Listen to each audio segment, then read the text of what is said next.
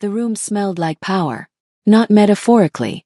Literally, cedarwood, cold marble.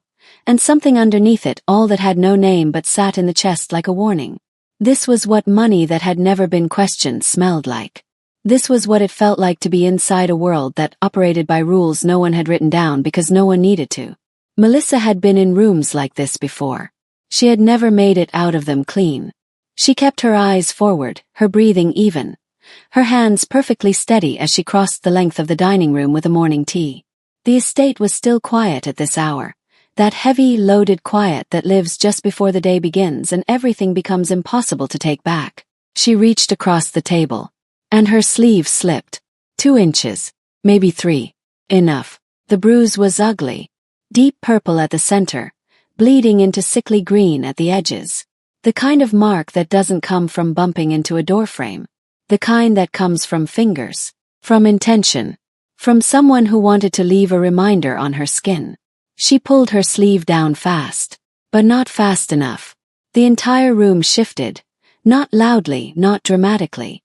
Just a degree. The way temperature drops right before a storm. She felt it before she saw it. Jang Hyun-woo had gone completely still. He wasn't reading anymore. The newspaper was flat on the table. His tea was untouched. And he was looking at her, not through her the way he always did, the way men like him looked at women like her, but at her. Directly. Deliberately. Like he had just seen something he wasn't going to pretend he hadn't seen. The silence stretched.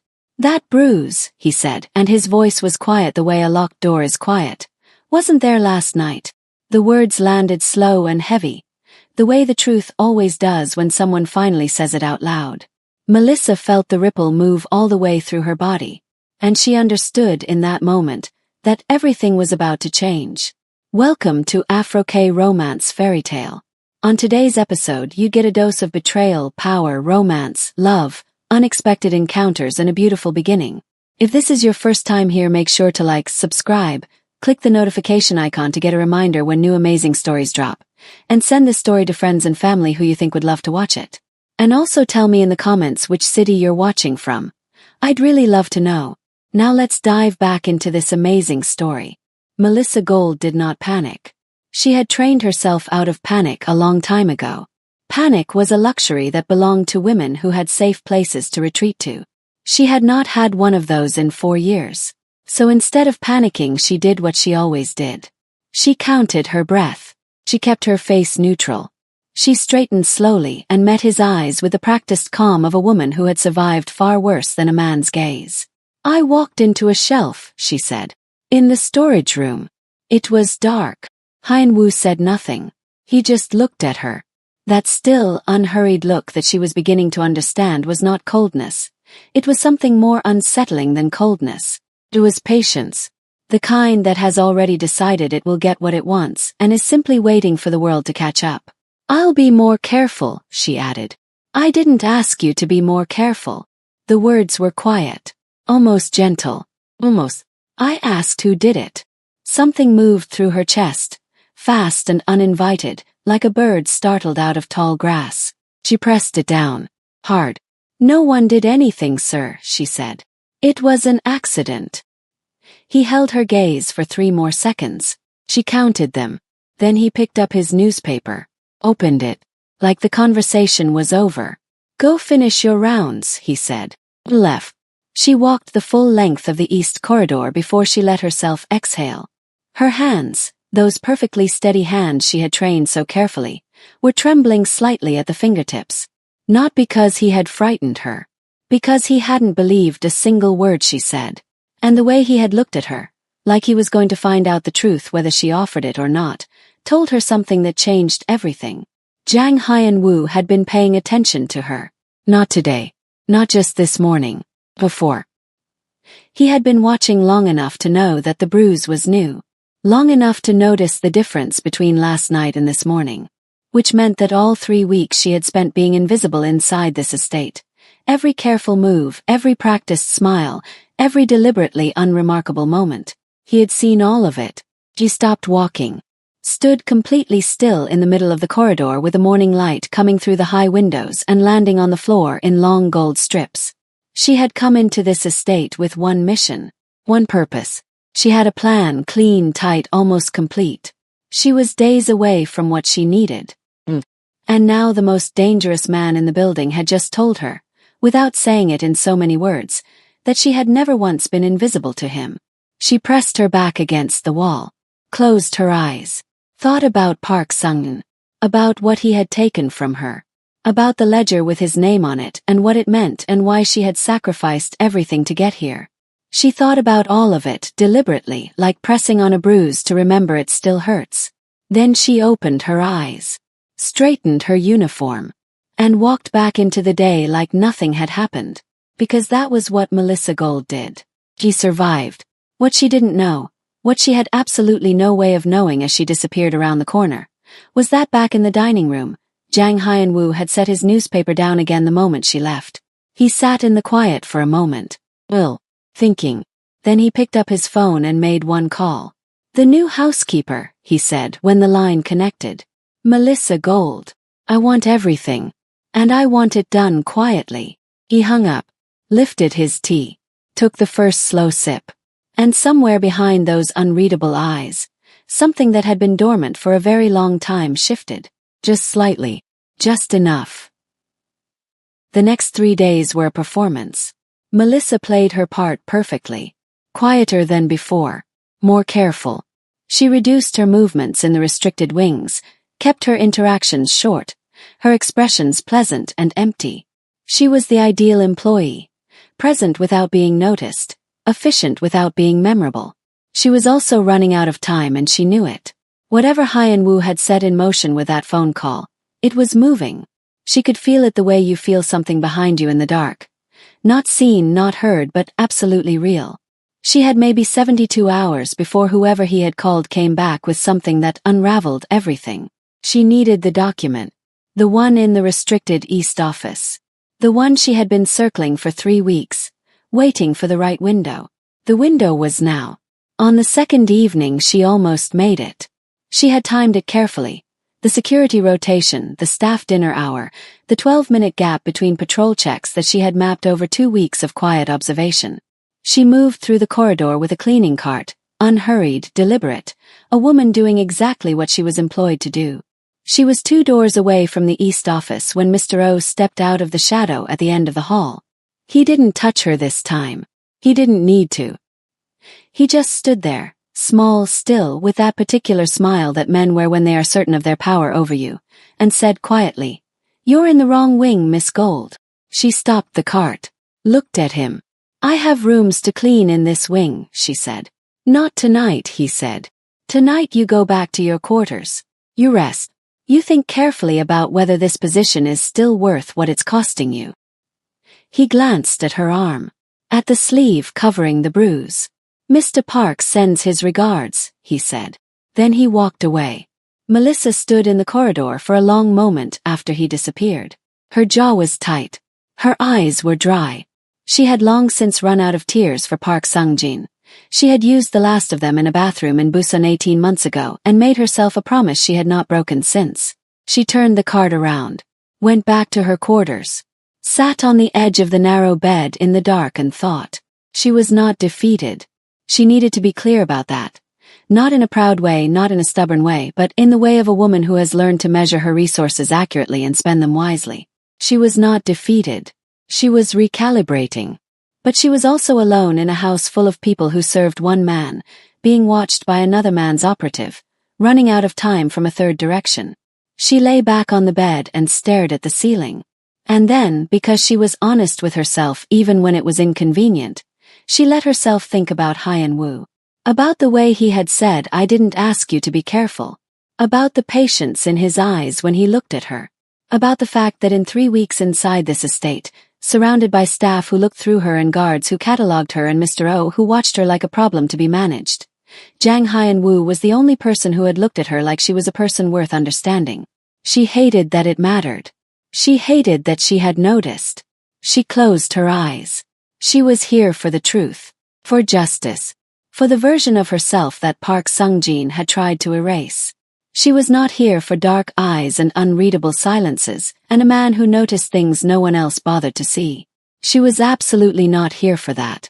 She fell asleep telling herself so. The next morning she walked into the dining room and he was already there, earlier than usual, jacket on like he had somewhere to be. He didn't look up when she entered. She set the tea down, adjusted the cup angle, straightened. "Sit down," he said. She blinked. "Sir." "Sit." He nodded at the chair across from him. "There's something I want to say to you." Melissa sat. He looked up then. Across the table. Direct and unhurried as always, but something was different this morning. Something in the set of his jaw, the quality of the quiet around him. "You're not safe in this house," he said. The words landed like something dropped from a great height. She opened her mouth. "Don't tell me it was a shelf," he said quietly. "And don't insult either of us by pretending you don't know what I mean." The room held its breath.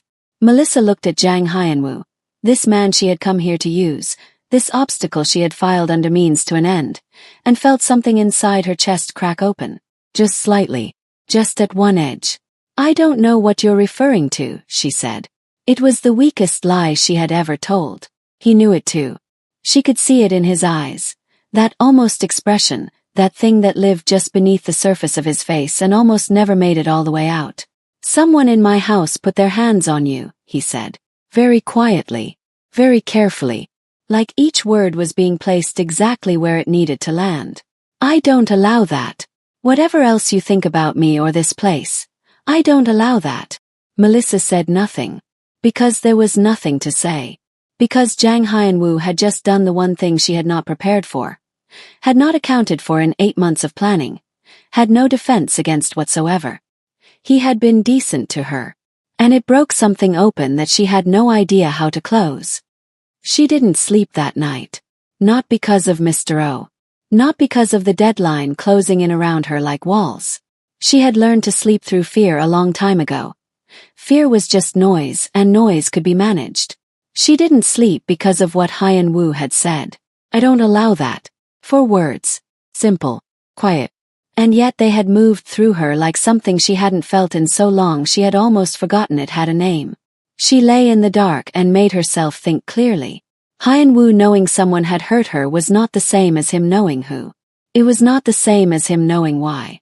He was operating on instinct and observation, the same tools she used. And he had reached the right conclusion for the wrong reasons. It didn't mean anything. Couldn't mean anything. She repeated that until it almost felt true. The next morning she arrived at the dining room to find it empty. No Hyanwoo. No newspaper. Just the morning light and the faint smell of cedarwood and cold marble. She set the tray down anyway. Adjusted the cup. Turned to leave. "You're early." She spun around. He was standing in the doorway to the adjoining corridor. Jacket off, collar open, like he had come straight from somewhere that hadn't given him time to be composed. He looked different without the armor of his stillness fully in place. Younger. Less like a man who had decided never to need anything. More like a man who was tired of that decision. "I can come back," she said. "No." He walked in. Took his seat. "Stay." It wasn't a command. It was almost, not quite, but almost a request. He stayed. He wrapped both hands around the warm cup and looked at the window. The city was gray this morning, low clouds pressing down over the estate like the sky had something on its mind.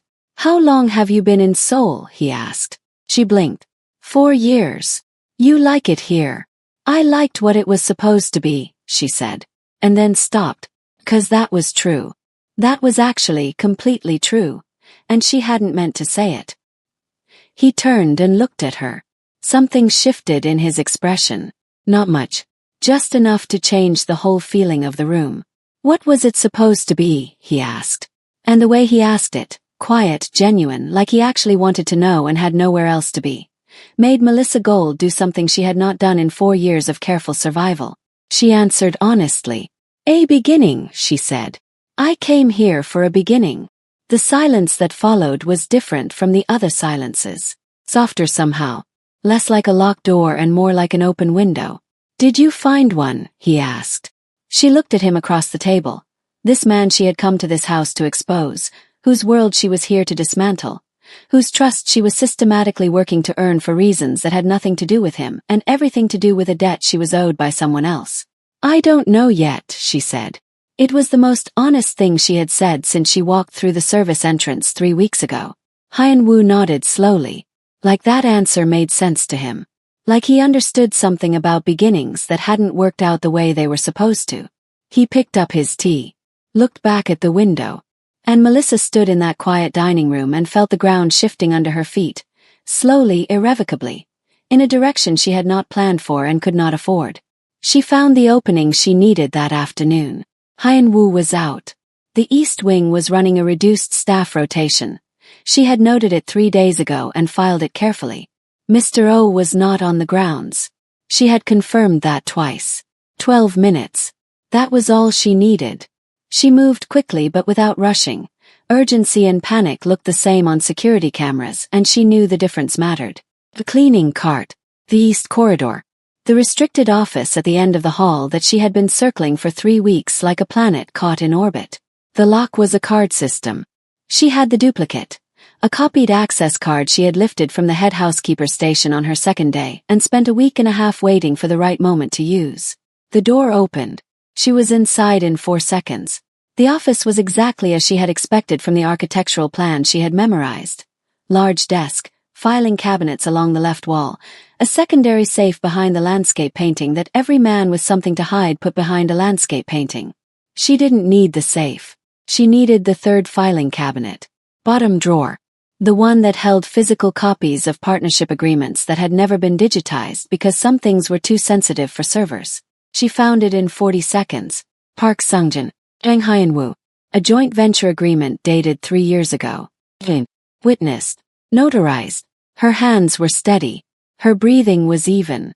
She photographed every page with a small device she had carried taped to the inside of her uniform for 2 weeks and felt nothing. Nothing. Except the clean, cold satisfaction of a plan finally arriving at its destination. She was done. She had what she came for. All she had to do now was walk out of this estate tonight, deliver the documents to the contact who had been waiting 8 months for exactly this package, and disappear into the next version of herself. She closed the filing cabinet, turned around, and found Jang Hyun-woo standing in the doorway. The world stopped. Not dramatically. Not with sound. Just stopped. Like a held breath. Like the moment between lightning and thunder when you don't yet know how close it is. He was looking at the filing cabinet. At her hands. At the small device she had not yet had time to conceal. His face was completely still. That devastating, unreadable stillness that she now understood was not the absence of emotion but the absolute mastery of it. His eyes moved to hers. And in them, beneath the stillness, beneath everything, she saw it. Not anger. Not cold calculation. Real unguarded human hurt. Gone in a second. Sealed back behind the wall so fast she almost convinced herself she had imagined it. Almost. Melissa, he said. Just her name. Nothing else. And somehow that was the most devastating thing he could have said.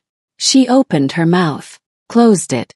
There was no version of this moment that a rehearsed answer could survive. She had planned for discovery. She had contingencies, exit strategies, cover stories layered like armor. She had prepared for every possible version of this moment. She had not prepared for him to say her name like that. Like it cost him something. How long? He said quietly, not moving from the doorway. Like he couldn't decide yet whether to come closer or step back. How long have you been here for this? It wasn't a question. She lifted her chin. Since the beginning, she said. The words were clean, direct. She owed him that much. Something moved across his face. Fast, complex, too many things at once to name. Then it was gone and he was still again, and the room was just a room, and they were just two people standing on opposite sides of something that had just broken irreparably. Or so Melissa thought. Who sent you? He said. No one sent me, she said. I came on my own. For what? She held his gaze. Park Sungjin. The name landed in the room like a stone through glass. And this time the thing that moved across Hyun-woo's face was not hurt. It was not anger. It was something that looked terrifyingly like understanding. He looked at her for a long moment. Her arm. At the bruise she was still carrying under her sleeve. He hurt you, Hyun-woo said. Not a question. Yes, she said. One word. The truest thing she had ever said in this house. The silence that followed was the longest of her life. Then Hyun-woo stepped aside from the doorway. "Come with me," he said. "Before we go any further into this story, drop a comment right now. Would you have walked out or stayed? Because what Melissa does next changes everything. Tell me what you would do. And if you're not subscribed yet, what are you waiting for? Hit that button. You do not want to miss what's coming." Not because she had no other choice. She always had other choices. She had built her entire survival around that principle. She followed him because something in the way he had stepped aside from that doorway told her that what was coming next was not a threat. She didn't know what it was. She followed him anyway. He led her through a part of the estate she hadn't mapped yet. A quieter wing, away from the staff quarters and the formal rooms, where the corridors were narrower and the light was warmer and everything felt less like a statement and more like a place someone actually lived. He stopped at a door at the end of the hall, opened it, and gestured for her to go in. It was a sitting room. Personal. A bookshelf covering one entire wall. 2 low chairs angled toward a window that looked out over the garden. Nothing like the formal rooms she cleaned every morning. This felt private, real. Like a room that didn't know it was inside a Mafia estate. "Sit," he said. He sat. He remained standing. Moved to the window. Looked out at the garden the way he had looked out at the city that gray morning. Like the outside world was something he observed but no longer fully belonged to. "Park Sung-jin is not my partner," he said. Melissa went still. "That agreement you photographed," he continued without turning around, "is 3 years old. We dissolved the arrangement 8 months after signing it. I discovered what he was. What he did. What he did to people." The room was very quiet. "I've been building a case against him," Hyun-woo said. "For 2 years. Melissa stared at his back. At the straight line of his shoulders. At the absolute stillness of a man delivering information he knew was going to detonate something. "You've been investigating him," she said slowly. "Yes. For 2 years. Yes." She let that land. Let it move through everything she had built. Every assumption, every conclusion, every carefully constructed understanding of what this house was and who this man was and what she was here to do. She felt it all shift, restructure, rearrange itself around this single new fact like a kaleidoscope turning. "The ledger," she said. "His name on the Jang Syndicate ledger. Was planted," Hyun-woo said. "By him. To protect himself if I ever moved against him. To make it look like we were still connected. Like any evidence against him was evidence against me too." He finally turned from the window. Looked at her directly. "He's been using my name as a shield for 2 years. And I have been trying to find a way to remove it without warning him I was coming." Melissa looked at him. At this man she had spent 8 months hunting. This man she had walked into his house ready to expose and destroy and use as a stepping stone toward justice. This man who had noticed her bruise before she noticed he was watching. Who had said "I don't allow that" with a quiet certainty that had broken something open in her chest. "You're not what I thought you were," she said. Came out softer than she intended.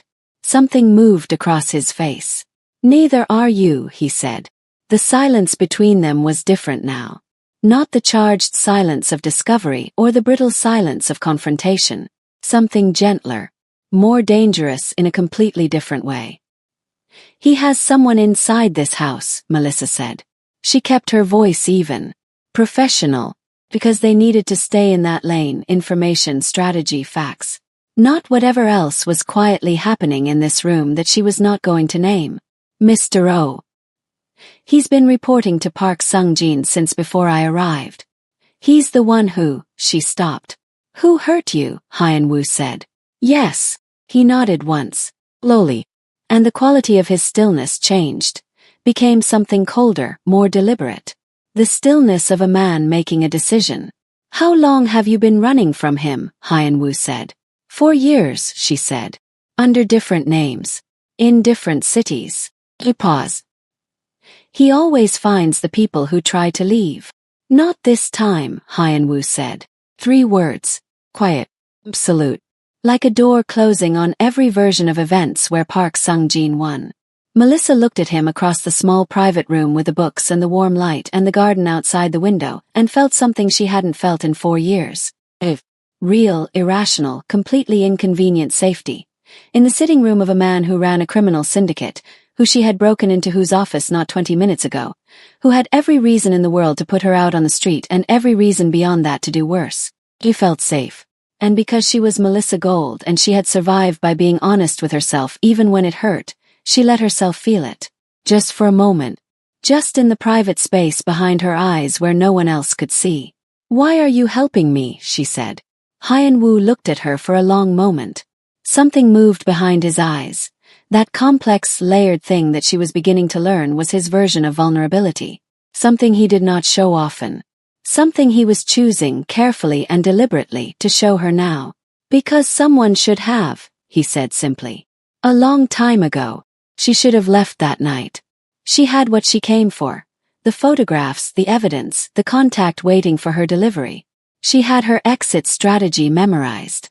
She had a bag that could be packed in 4 minutes and a route out of the estate that bypassed every camera she had mapped in 3 weeks. She should have left. Instead she sat across from Jang Hyun-woo in that small warm room until the city outside went dark and the garden became a reflection in the glass, and they talked. Really talked. Not the careful, loaded exchanges of the dining room. Not the performance she had been running for 3 weeks.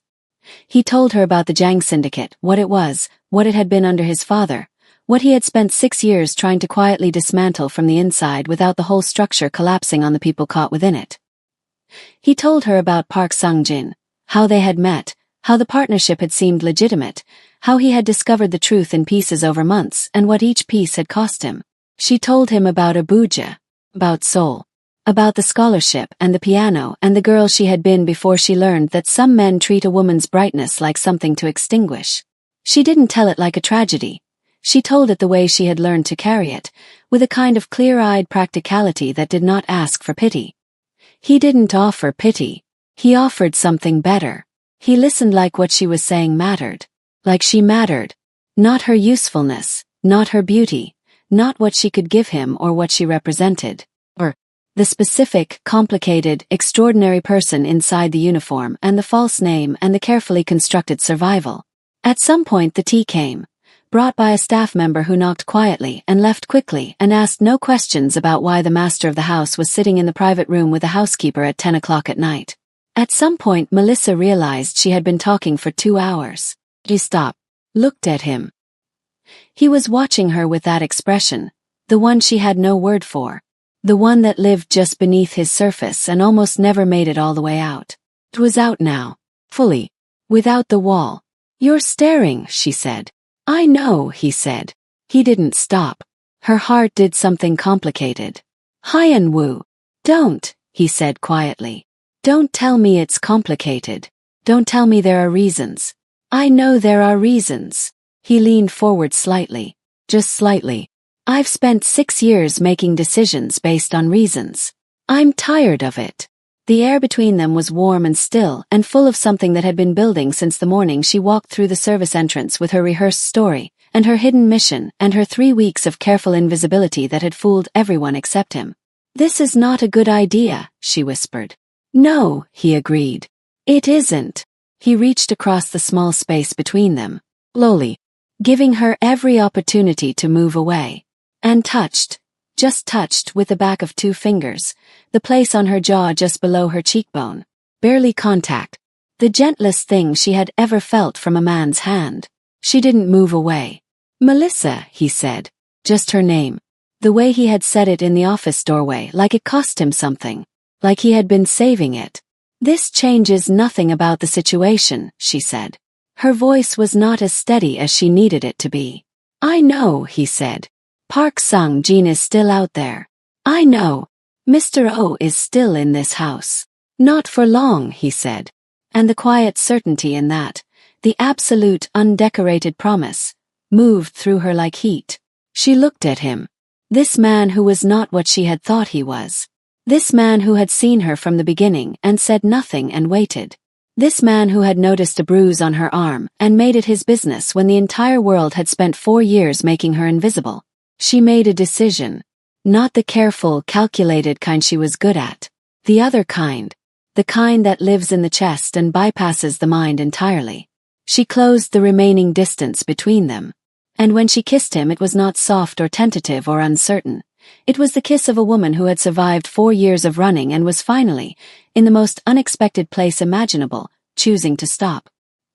He kissed her back like he had been waiting, like he had known from the very first morning that it was going to end here. Outside the window the city glittered in the dark, indifferent and beautiful.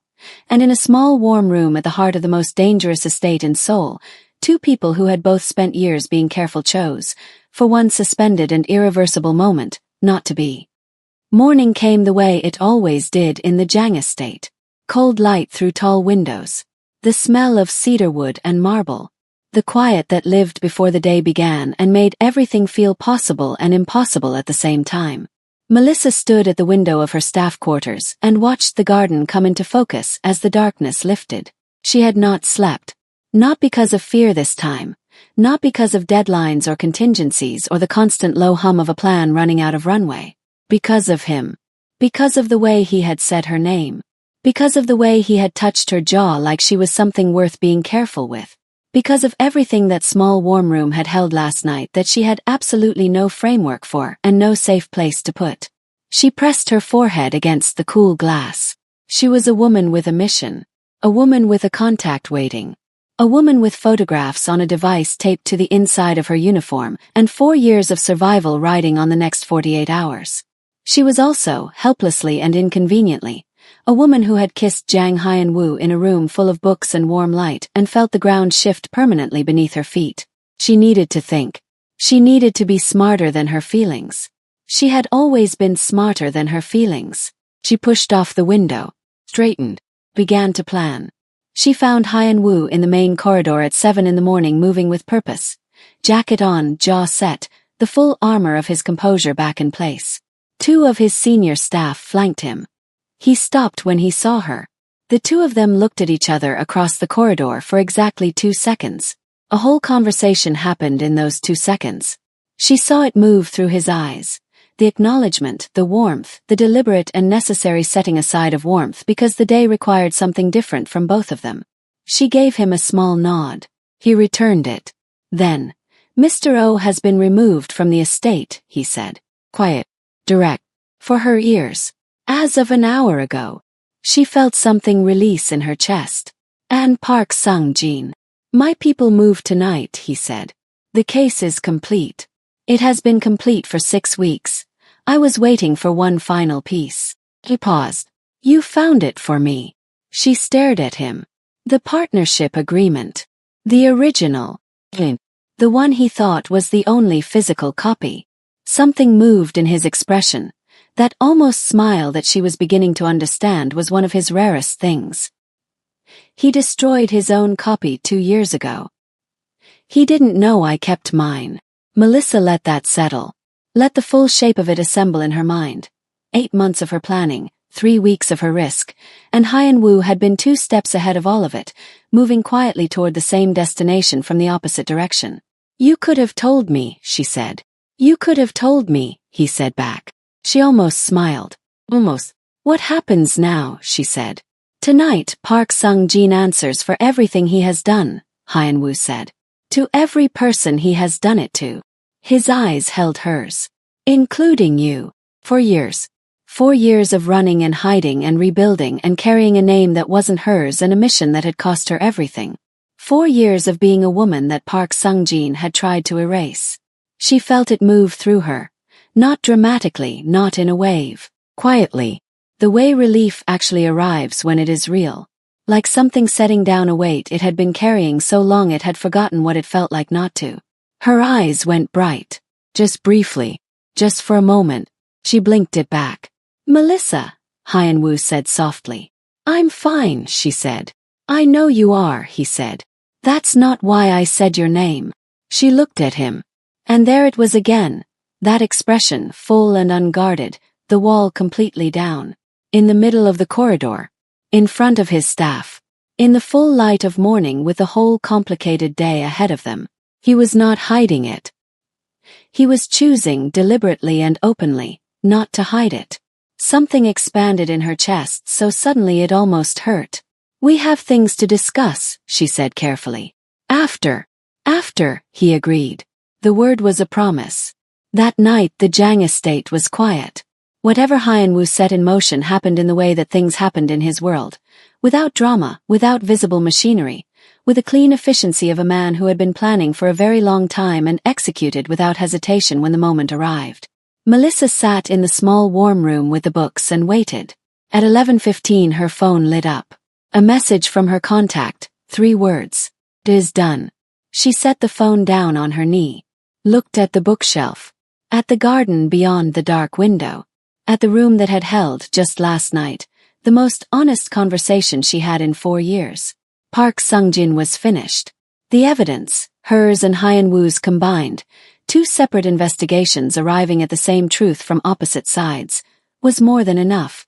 He would not find his way out of it. He would not find his way back to her. It was over. She waited for the enormous feeling she had imagined this moment would carry. The triumph, the closure, the sense of a debt finally paid and a chapter finally closed. What came instead was quieter than that. Simpler. Just a slow, deep exhale, the kind that comes from somewhere so far down you didn't know you were holding it. And then the door opened and Hyanwoo walked in. He looked tired. Really tired. Not the composed, controlled tiredness of a man managing his image, but the real kind. The kind that lives in the eyes. He had done something difficult tonight, and he was not pretending otherwise. He sat in the chair across from her. Neither of them spoke for a moment. "It's done," she said. "It's done," he confirmed. The quiet between them was the softest thing she had ever sat inside. "I owe you an apology," she said. "No," he said immediately.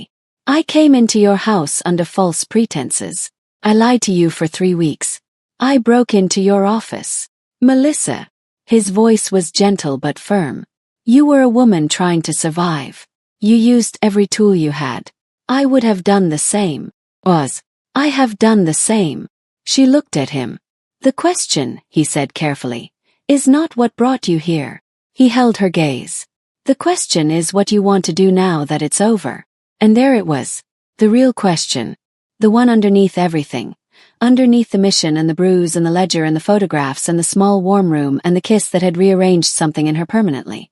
What did Melissa Gold want? Not the mission. Not the plan. Not the next name and the next city and the next version of herself assembled from scratch.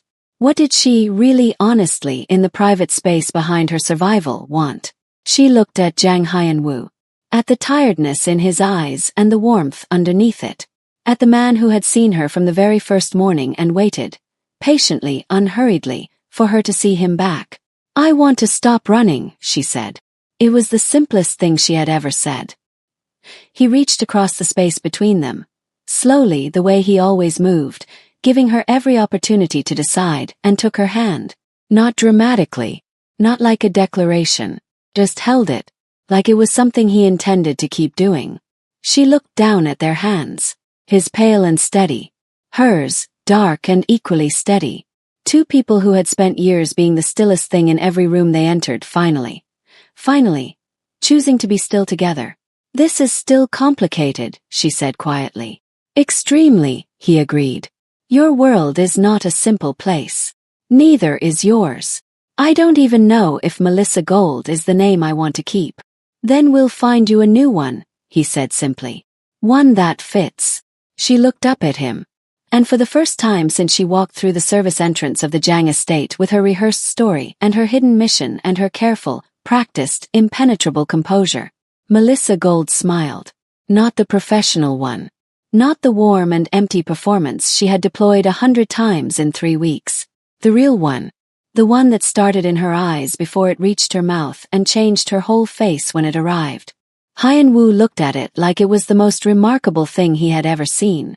Like he intended to spend a considerable amount of time making sure it happened again. Some people walk into the wrong place for the right reasons and find something they were never looking for. Melissa came to the Jiang estate hunting justice and found, in the most unexpected man in the most unexpected world, the one thing 4 years of running had almost made her forget existed. The possibility of being known. And staying anyway. So tell me, did you see that twist coming? Did you think Hyanwoo was the villain all along? Or did you suspect something deeper was hiding underneath that stillness? And what about Melissa? Was she wrong to lie her way in, or does survival justify everything? Drop your answers in the comments. I read every single one. If this story moved you, wrecked you, or made you feel something you weren't expecting, share it. Send it to someone who needs a good story today. And if you are not subscribed yet, this is your sign. Hit that button, click the notification bell, and come back for the next episode because the next story is already waiting, and I promise you it is going to be even more intense than this one. Until next time, take care of yourselves. And remember, the most dangerous thing in any room is a person who has decided to stop being afraid.